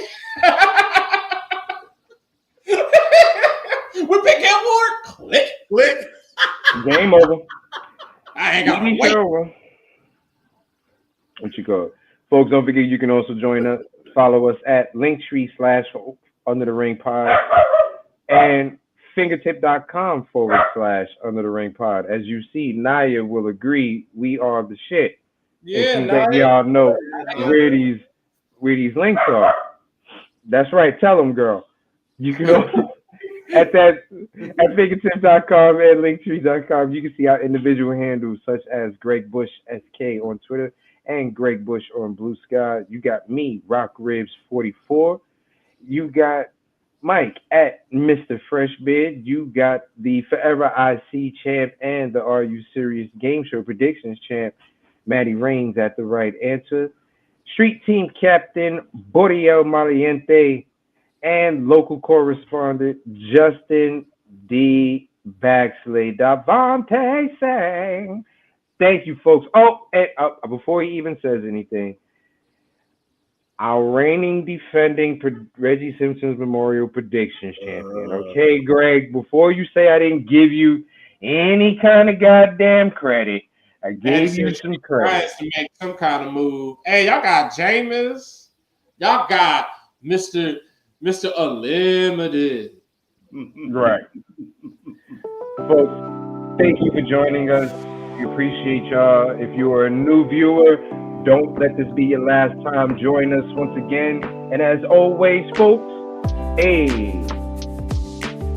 Do the down. Whoa, keep you swollen up. Do the down. Whoa, keep you swollen up. Do the down. Don't be a hater. Don't be a hater. Don't be a clock like a battery. Don't be a clock.